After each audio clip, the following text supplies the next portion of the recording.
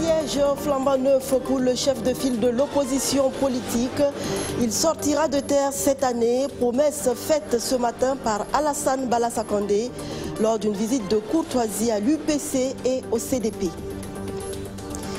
Les Chinois et les Indiens ne seraient pas réglo envers les commerçants burkinabés. Les vendeurs de pièces détachées de cycles et cyclomoteurs dénoncent une concurrence déloyale de la part de ces derniers. Ils appellent les autorités compétentes à se pencher sur le problème. La Saint-Valentin célébrée aujourd'hui comme tous les 14 février, de plus en plus populaire sous nos cieux, la fête des amoureux rime avec cadeau. Quelle est l'importance des présents dans la célébration de l'amour? Nous avons posé la question à des Ouagalais qui répondent dans cette édition. Bonsoir, soyez les bienvenus, mesdames, messieurs. Politique pour commencer et ce mini-marathon qui a conduit le président de l'Assemblée nationale ce matin dans les états-majors des deux plus grands partis d'opposition du Burkina, avec les présidents du CDP et de l'UPC, Alassane Bala Sakandé a parlé du travail abattu par les deux groupes parlementaires à l'hémicycle.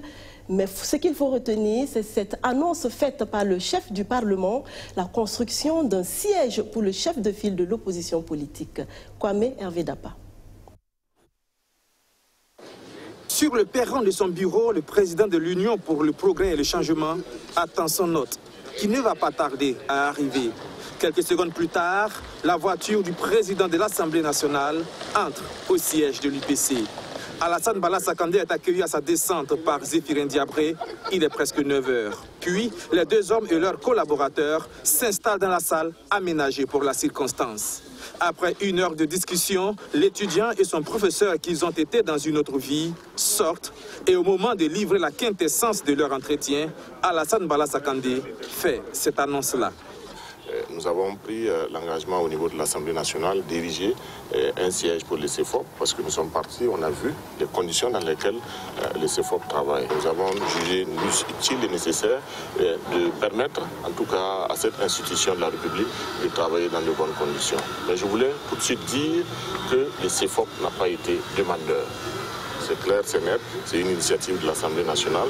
Une initiative saluée par le président de l'UPC, Zéphirin Diabré, qui ne va cependant pas manquer de chahuter son hôte. Comme je l'ai dit en le taquinant, je suis non seulement heureux qu'il construise ce siège-là, mais j'espère avoir l'occasion, moi, de lui rendre visite à lui ou à ses camarades bientôt, dans le cadre d'une alternance. Puisque c'est ça aussi, en fait, c'est pas fait pour un individu. Nous sommes en démocratie et la démocratie rime avec l'alternance tôt ou tard. Ceux qui sont dans la majorité aujourd'hui, tôt ou tard, seront donc dans l'opposition. C'est sur cette séquence bon enfant que le président de l'Assemblée nationale quitte son ancien professeur, direction le siège de son ancien parti. Même scène d'accueil, il est reçu par le président du CDP. Ici encore, Bala Sakandé ne va pas échapper à la chahuterie quand il annonce la construction d'un nouveau siège pour les CEFOP. Nous voyons qu'il a un vrai esprit d'anticipation puisqu'ils savent qu'ils vont revenir au CEFOP en 2021. Et après les élections de 2020, il faut bien qu'ils construisent leur maison et qu'ils réajustent leur maison. Et Eddy Kombo-Hugo ne va pas s'arrêter en si bon chemin en faisant un petit rappel à son visiteur. Son parti d'origine, c'est le CDP. Il a tout appris au niveau du CDP. Il est aujourd'hui dans une autre formation politique. Et je crois qu'il y a un transfert de technologie qu'il apporte là-bas. Et nous osons croire que ces aînés vont lui permettre de transmettre son savoir et son savoir-faire. La visite rendue à ces deux partis d'opposition était pour le président de l'Assemblée nationale l'occasion de traduire ses remerciements aux députés de ces formations politiques pour leur collaboration au sein de l'hémicycle. Aruna Kaboré sur le chantier de l'usine d'égrenage de coton bio à Koudougou. Le ministre en charge de l'industrie est allé constater l'évolution des travaux lancés en février 2018 et réaffirmer l'engagement du gouvernement à créer les conditions de relance de l'industrie textile dans la cité du Cavalier Rouge et partant dans la région du Centre-Ouest. Abdoulaziz Saré. La bétonnière en malaxation de ciment et les maçons en plein montage de briques. Les travaux de construction de l'usine d'égrenage du coton biologique de Koudougou avancent à grands pas. Des magasins de stockage déjà terminés, et le bâtiment des machines en cours d'exécution. Une joie pour le ministre en charge de l'industrie. Aujourd'hui, nous sommes à peu près à 55% donc, des travaux en ce qui concerne donc, les bâtiments. Vous avez vu la plateforme où on a déjà donc, les trous qui sont préparés, les semelles. Il y a des validations avec le laboratoire qui sont en cours. Et la charpente même donc, de ce bâtiment-là est en train d'être réalisée donc, du côté donc, de Bobo-Dioulasso. Et comme c'est une construction métallique, une fois qu'on a fini de faire donc, les poteaux et tout le reste, en fait, après c'est de l'habillage en fait. Il y a une plateforme qui est réalisée, c'est de l'habillage. Donc ça va aller très rapidement. Selon Aruna Kaboré, la réalisation de cette usine vise à lutter contre la pauvreté en milieu rural, mais aussi à pérenniser la sous-filière coton biologique qui compte plus de 8000 petits producteurs, dont 58% de femmes. C'est un projet qui intéresse beaucoup, donc, j'allais dire, tout le Burkina Faso, étant entendu que c'est une usine qui va égrener du coton biologique, produit donc par nos propres producteurs et particulièrement par des femmes. Et vous comprenez que dans le cadre de la politique du gouvernement, il est évident que l'accent est mis sur les femmes, d'où donc l'intérêt qu'apporte le gouvernement par rapport à ce projet, et d'où aussi la visite du ministre ce matin et les visites régulières du ministère donc, de l'Industrie, du Commerce et de l'Artisanat. Avec un capital de plus d'1 milliard de francs CFA, l'usine aura une capacité de grainage de 100 à 130 tonnes de coton par jour. L'objectif d'un projet, c'est de laisser quelque chose de durable. Et nous pensons que cette usine, cette belle usine, va contribuer à consolider la durabilité de la filière coton biologique. C'est en février 2018 que est intervenue la pose de la première pierre de l'usine d'égrainage de coton biologique. Le délai d'exécution des travaux est prévu en mai 2019. Le ministre du Commerce interpellé sur la crise latente du marché des pièces détachées. D'énormes difficultés émaillent le secteur, mais c'est surtout l'attitude des fournisseurs chinois et indiens qui agacent les commerçants locaux. En Assemblée générale la semaine dernière, ils dénoncent une concurrence déloyale de la part de ces fournisseurs étrangers. Alfred Thioyer, explication. Le commerce des pièces détachées, un business florissant au Burkina Faso, quand on sait que Ouagadougou est considéré comme la capitale de deux roues. Ce marché, autrefois dominé par des commerçants locaux, est de plus en plus envahi par des commerçants d'autres nationalités, des Chinois et des Indiens notamment. Ces derniers qui étaient des fournisseurs se sont mués en commerçants installés sur le territoire aux grandes dames de la réglementation en vigueur. Une situation que dénonce l'Union des vendeurs de pièces détachées, cycle et cyclomoteurs au cours d'une assemblée générale. Nous avions les Asiatiques, les Chinois et les Indiens qui viennent avec nos produits, les produits que nous commandons à leur niveau, au niveau de la Chine et de l'Inde, et il s'avère qu'ils rentrent ici avec les produits, avec un dédouanement pas du tout juste. Ils ne font pas le dédouanement avec leur numéro d'identification. Et ils n'ont pas de magasin là où il y a des contrats de bail. Ils n'emploient pas nos frères et sœurs pour qu'il y ait de l'emploi. Ils stockent les marchandises dans des domiciles, au lieu des magasins destinés au commerce, dans des domiciles. Et ils passent le temps à vendre. Voilà, et en détail, et surtout même en province en détail. L'Assemblée générale du jour n'a pas seulement pour but de dénoncer la concurrence que subiraient les commerçants locaux, elle est également le lieu pour l'Union de faire le point des actions menées en 2018, non sans évoquer les difficultés qui minent le secteur. Nous avons des difficultés comme quoi encore la distribution de nos produits au sein du territoire burkinabé, notamment après les dédouanements. Il faut que les marchandises soient souvent dans nos magasins pour que ça atteigne maintenant à nos clients qui sont dans les différentes provinces. À tout moment, la distribution de produits, on a des problèmes avec la douane. Donc ça veut dire qu'on a tout le temps des brigades qui font des vérifications et des revérifications qui nous fatiguent. Donc, des actions visant à faire respecter la réglementation en termes de commerce de pièces détachées de cycles cyclomoteurs sont en cours. La question sera une fois de plus débattue avec les autorités compétentes. L'Institut Fruits Afrique qui appelle le Burkina Faso à s'inspirer du modèle sud-coréen dans la trappe du sous-développement dans les années 50, tout comme le Burkina Faso. La Corée du Sud, elle, a su dompter la pauvreté et fait même partie des puissances mondiales aujourd'hui. Une lecture croisée des deux situations a été présentée mardi soir au public. Alfred Thuyer. 2h30 d'horloge pour une conversation sur le développement, perspective coréenne et burkinabé, deux pays qui affichaient dans les années 50 les mêmes caractéristiques. La Corée du Sud était un pays dans la trappe du sous-développement. Il faut d'abord indiquer qu'il y a des similarités entre ces pays. C'est des pays qui ont connu des difficultés extrêmement importantes. Les Africains adorent se battre la courbe en disant nous avons été colonisés, on a connu ci, on a connu ça. C'est vrai qu'il n'y a pas de comparaison possible rigide entre l'histoire des pays, mais la Corée c'est quand même une histoire extrêmement douloureuse, d'une guerre civile comme il a indiqué, fratricide, qui a dévasté le pays, qui a anéanti les capacités de développement. Aujourd'hui, la Corée du Sud fait partie des 20 puissances mondiales et le Burkina Faso presque dans le creux de la vague pour atteindre des taux de croissance performants et une espérance de vie de sa population parmi les meilleurs au monde. Les Coréens ont dû actionner des leviers résumés en 6 points par le professeur Yin Young Wang. L'éducation et la culture sont pour le professeur Wang le fil d'Ariane. Il est important de comprendre l'essentiel de l'éducation. Mais l'éducation, ce n'est pas simple. Donc il faut comprendre ce que c'est l'essentiel de l'éducation. Selon vous, qu'est-ce que c'est l'éducation? Selon moi, l'éducation consiste à reproduire l'homme. Autrement dit, l'homme est formé, parce que l'éducation c'est formation, l'homme est formé à l'extérieur de quelqu'un. Et ce quelqu'un, c'est le leader, celui qui mène la barque, d'où la nécessité d'un bon leadership pour impulser le développement. De la qualité du leadership et de la qualité de l'éducation découleront le positionnement du pays sur l'échiquier international. Etc. Sachant que la puissance d'un pays est la somme de la puissance intellectuelle des populations. Long et douloureux, le processus de l'apprentissage exige des États qui aspirent au développement et une autonomie dans la gestion des ressources du pays et dans la conception des projets de développement. Selon mes observations en Afrique, j'ai vu que beaucoup d'Africains veulent que quelqu'un vienne les aider. L'aide de l'extérieur n'est pas mauvaise en tant que telle.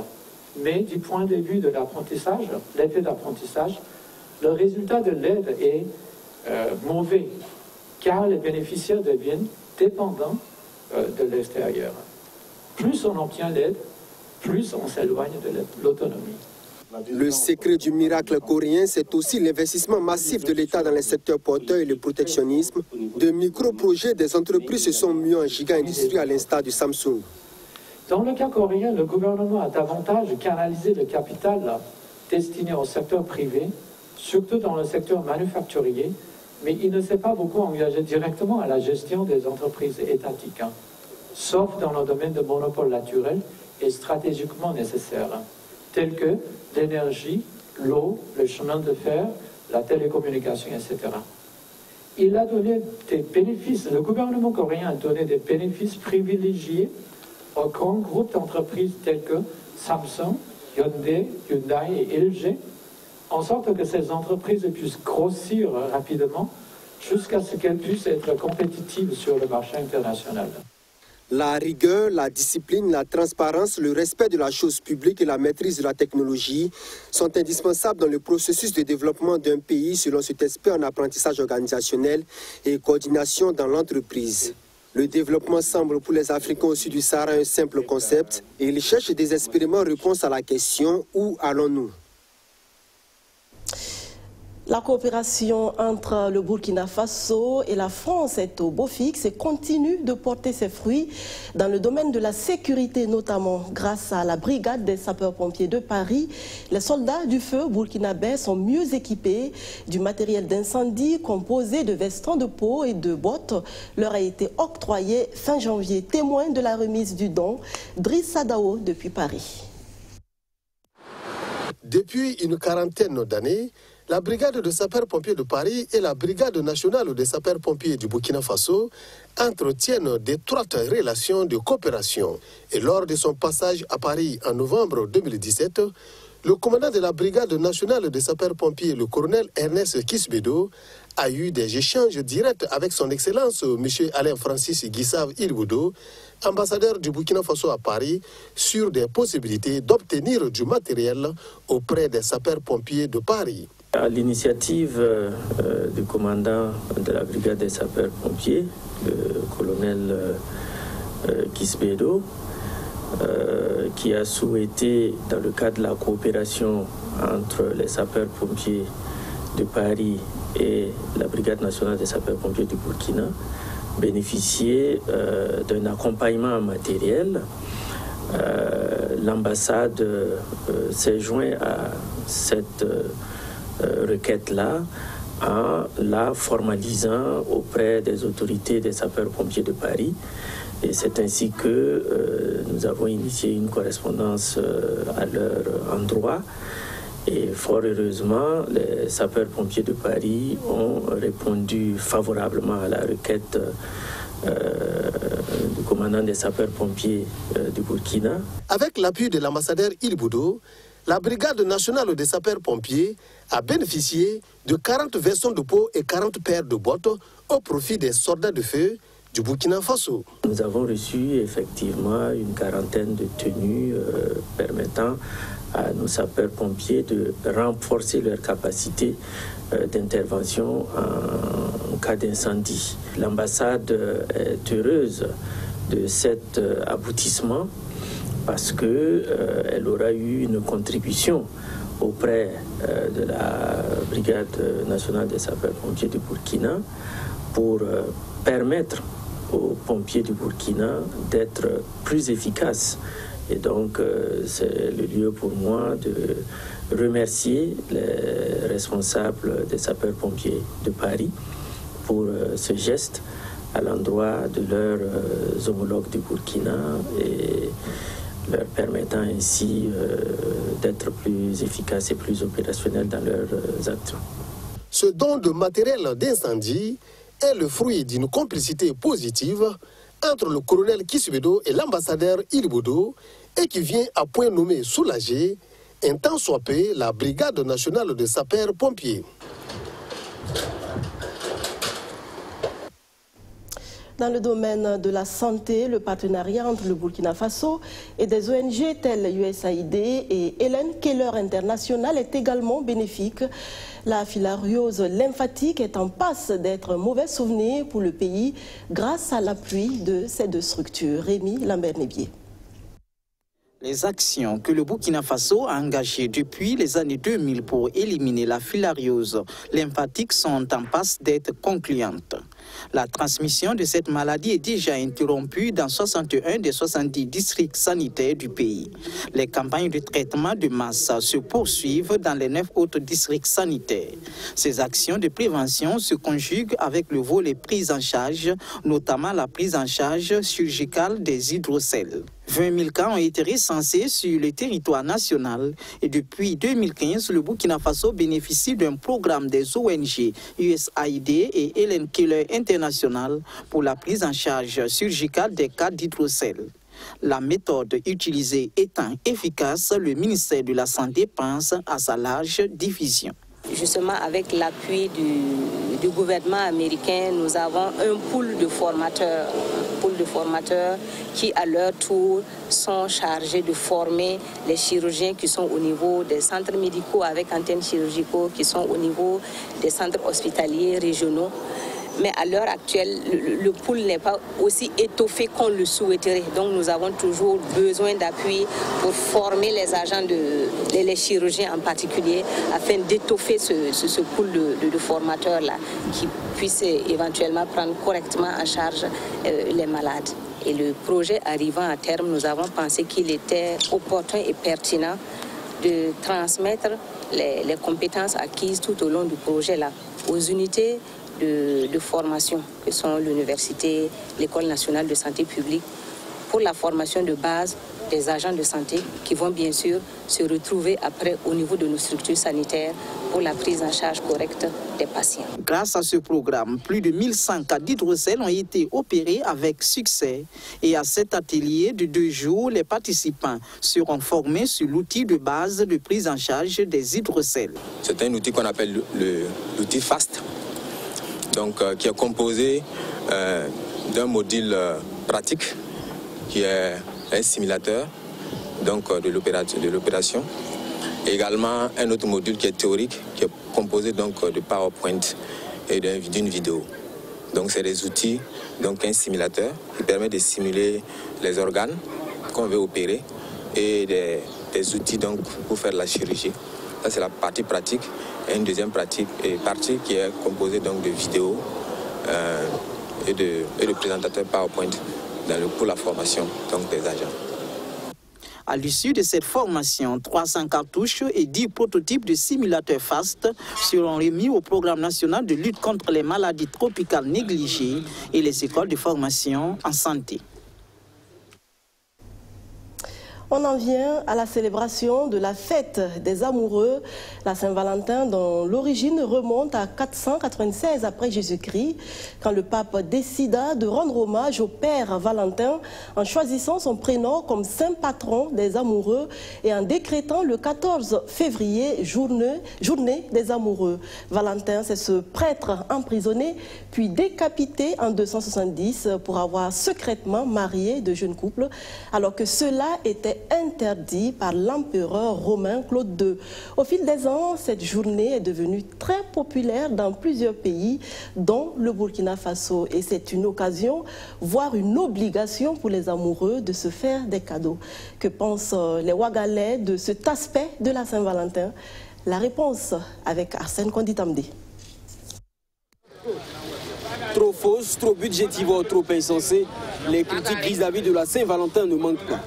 C'est pourtant animé d'un très bon esprit qu'elle a été instituée en 496 par le pape d'alors comme fête de l'amour. Le 14 février est aujourd'hui une célébration clivante et c'est peut-être parce qu'elle a pris une allure bien trop commerciale, plaçant les cadeaux au centre de la journée. Aujourd'hui, il y a ceux pour qui les cadeaux ce jour sont d'une importance capitale. Il permettrait de raffermir les liens et de réaffirmer son amour. Je vois une scène avec un cœur ici et avec un monde couché là que je voulais payer pour elle, quoi. Bon, c'est important, c'est fait des amoureux. Tu peux donner à ta copine, tu peux donner à ta femme. Donc c'est très important, quoi. C'est une fois dans l'année. Donc si ça passe seulement, si c'est pas 2020 encore, donc il y a pas mal dans ça. À côté des personnes comme Sayouba, il y a celles pour qui il ne faut pas faire fixation sur les présents. Cadeau ou pas cadeau, il faut le prendre avec philosophie. Avant tout, c'est le geste qui compte. Cadeau ou sans cadeau, bon, c'est l'amour qui est entre vous deux qui compte le plus. Cadeau, c'est juste un bonus, quoi. Parce que si tu as l'habitude de lui donner un cadeau, ce n'est que juste une journée, donc je ne trouve pas que ça devrait y avoir un mal dans ça. Je vais aller donner ça à mon chéri. Mais est-ce que la Saint-Valentin, c'est important de donner un cadeau? Donc je peux dire que c'est important, je peux dire que c'est pas important aussi. On n'a pas besoin d'attendre le jour de la Saint-Valentin pour faire plaisir à son mari. Moi, si j'ai les moyens, en tout cas, je le fais plaisir à tout moment. Même pas, il n'est pas comme ça. Il peut ne pas me donner, comme je peux ne pas le donner. Ça me fait plaisir de lui donner au fait, sinon, c'est pas ça. En plus de ces dernières, on retrouve ceux qui semblent être les plus radicaux. Ceux pour qui la célébration de la Saint-Valentin est un non-sens. Un folklore inventé de toutes pièces pour appâter les plus émotifs. Il y en a qui disent que c'est une fête qui se fête en amoureux. Mais bon, moi à mon niveau en tout cas, je ne pense pas que ça soit le cas. Bon, ça peut être un truc symbolique, mais pas une fête. Bon, parce que bon, moi je trouve que les cadeaux, j'offre ça à tout moment. Donc je me dis que bon, il n'y a pas trop d'importance là-dessus. Donner un cadeau aujourd'hui et puis attendre, je ne sais pas moi, 2020 pour faire un cadeau, ça c'est pas de l'amour, ça c'est l'amour artificiel ça. Parce que tous les jours je vis la Saint-Valentin. Donc aujourd'hui pour moi, bon, 14 c'est nul le nom à venir pour moi. Ça n'a pas de sens quoi. Parce qu'on connaît des gens qui offrent des fleurs, hein. 1 mètre, 2 mètres, mais le lendemain c'est de la merde. Que la Saint-Valentin soit un argument marketing pour écouler des produits ou qu'elle soit une réelle occasion de prouver son amour, le débat peut se poursuivre. Mais en attendant, c'est la compagne de cet homme qui sera heureuse lorsqu'elle recevra ses fleurs.